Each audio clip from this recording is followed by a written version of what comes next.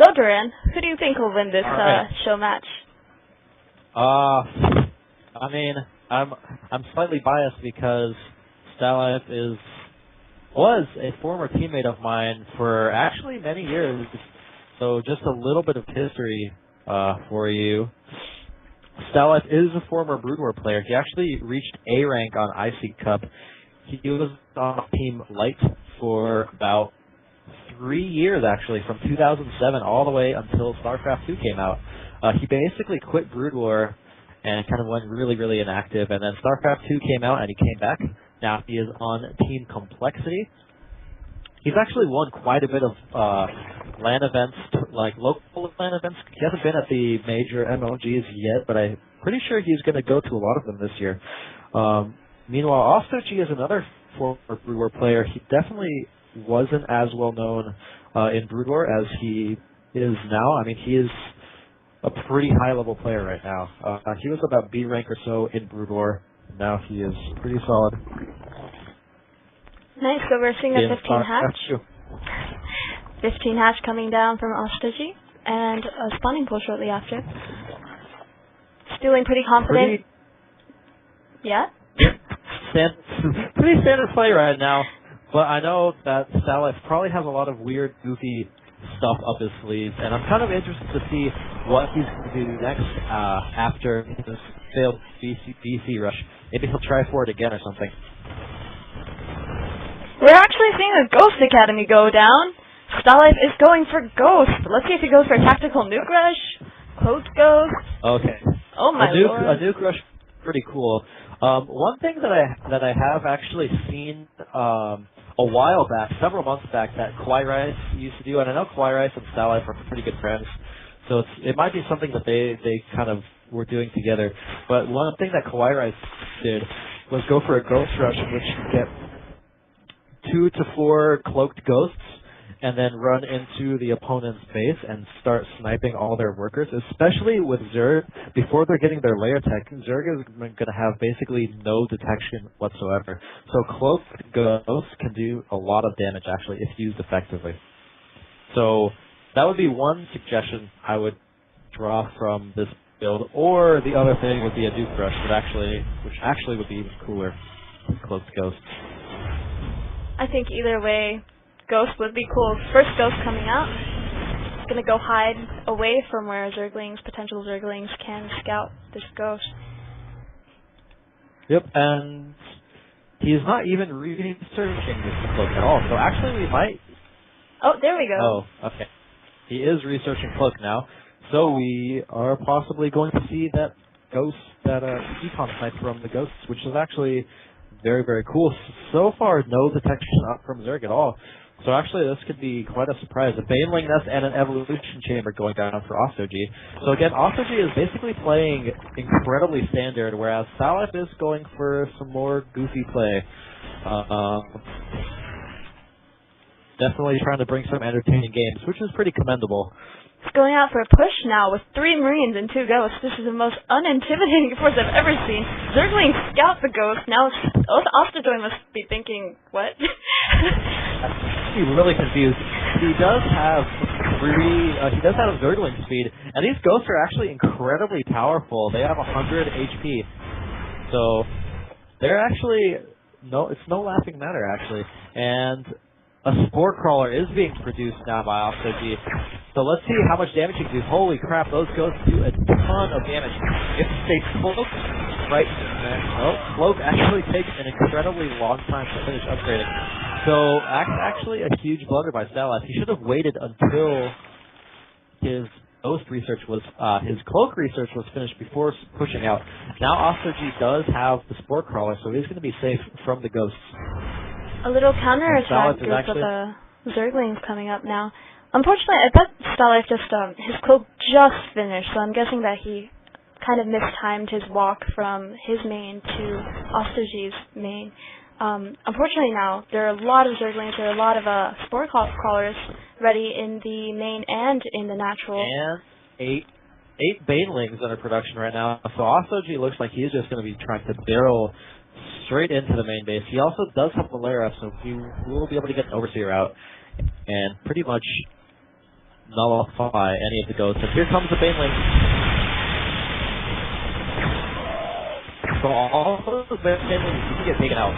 They did only kill the supply depot, so not a lot of damage being done there. He did lose all those Banelings, so there are 4 Zerglings now in the main base for Stallion, but they're not going to be able to do too much damage. So Stallion is going to be okay, but again, he is at a huge economic disadvantage right now. Ostoji does have two bases. If you look at the income tab, Stallion is actually ahead thanks to Mules. Zerglings sneaking through the front though. No supply depot there to stop them. Now these Marines are going to have a welcome party at the top of the ramp, able to chase off those Zerglings. And another Baneling comes down. It looks like he is going to be able to kill one of the barracks. There are 3 more though. Okay, so that attack does get taken. Now, Ostoji doesn't want to throw away a lot of units here, and actually, Stallion is going to go repair that barracks before it burns down. Ostoji doesn't want to continue to throw away units because with Mules, Terra can basically run off a 2-base economy with only 1 base. So it's actually imperative that Ostoji plays a little bit more careful and does not get too cocky. Because as you can see, Stallion is actually just pushing straight in. 15 Banelings, though, are under production, and if he jumps in before the Banelings pop out, which he is not doing, he's actually backing off. Right. Which is kind of a smart idea because you do not want to mess around with Banelings, especially because the centrifugal hooks are going to be done in just a second, and 11 more Banelings are in production. So Stallion is going to be facing a crap load of Banelings in just a minute, and that's a pretty scary thing. If you look at the unit tab, he has 26 Banelings. Banelings rolling in right now? He has Banelings right now. Oh, this might go there.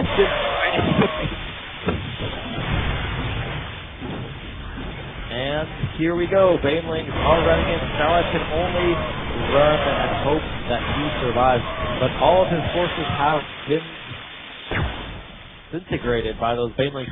And now they're running straight into the SCV line, and they are just on hold position right now.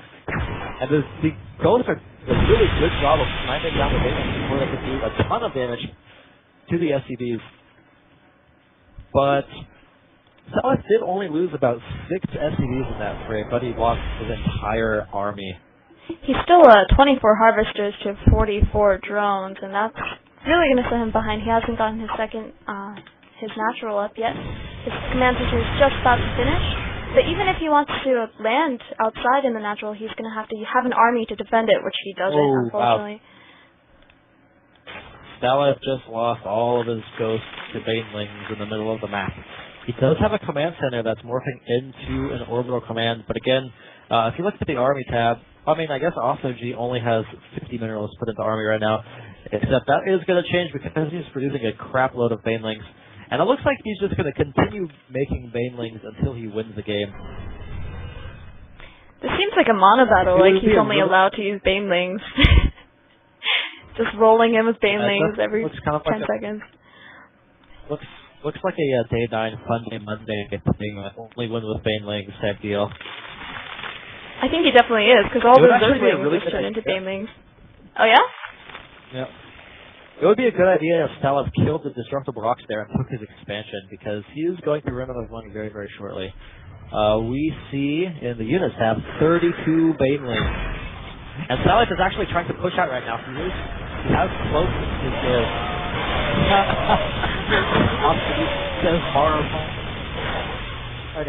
and that's a reference to today's TSL games, which was played by Raymond Weston, 2 of the 3 games. Holy crap! Wow! The orbital command in Stallion's main base dies, but he does have the second orbital command. And here comes the death ball. The main Zerglings and Banelings are blowing up the rest of Stallion's units. Good game coming from Stallion. GG's. So Ostoji takes a 2-0 victory. We are going to see more games because this is a best of 5, and we will be back with the 3rd game after this.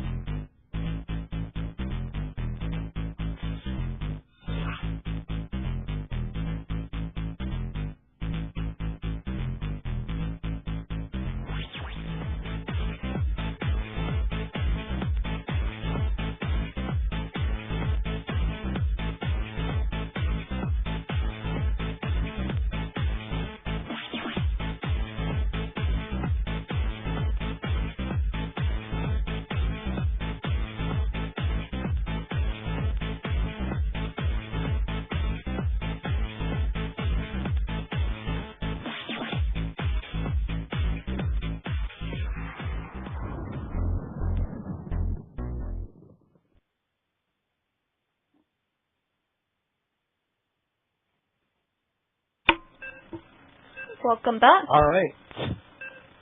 We are back, and the third match is going to be on Lost Temple. Ostoji from University of Western Ontario is currently up 2-0 against Starlife from UBC. And if you're just tuning in, this is the CSO Playoff Kickoff show in which we are kicking off the playoffs after a pretty amazing regular season. And also, if you're just tuning in, we have announced officially that we have secured a sponsorship with Justin TV, of course. So in addition to our amazing prizes by TT Esports, we will be giving $1,000 to the winner of the CSL season this year. So I'm pretty excited about that. Are you excited about that, Mona? I am so excited. I'm so glad that we can give real dollars instead of esports dollars to our teams. And also, Nova Starlife giving out a declaration right now. He's going to force Game 5 in this best of 5. That is what he said. So Nova Starlife is spawning as Green Terran at the 6 o'clock base, and Ostoji is spawning as Purple Zerg at the 8 o'clock position. We saw from Starlife in the previous 2 sets a Battle Cruiser rush and then a Ghost rush. Neither of them really worked out, but I'm excited to see what he does next. I mean, he's running out of crazy tech units to build. Yep. Let's see. Let's try to think of what we haven't seen yet. So what immediately comes to my mind is an offensive Planetary Fortress rush. So that would be my guess for goofy stuff. You know, that might actually not be a terrible idea because of what this map looks like. I mean, they are at close air positions. I'd really like to see a sneaky Planetary Fortress floated over. Yeah, actually, if he actually built a command center, then floated it into the main base, built a Planetary Fortress, that would be pretty effective, actually. I want to see it happen. You should message him right now. I will. Sun toss. Oh, he can't hear you because you're a spectator. That's so unfortunate. Alright, so we are seeing the same build from Ostoji. He's going for a 15 hatch spawning pool. And actually it looks like Starlife is doing a regular opening this game, actually. Just pretty lame game. He promised me cool stuff. I think the issue but is I guess he did promise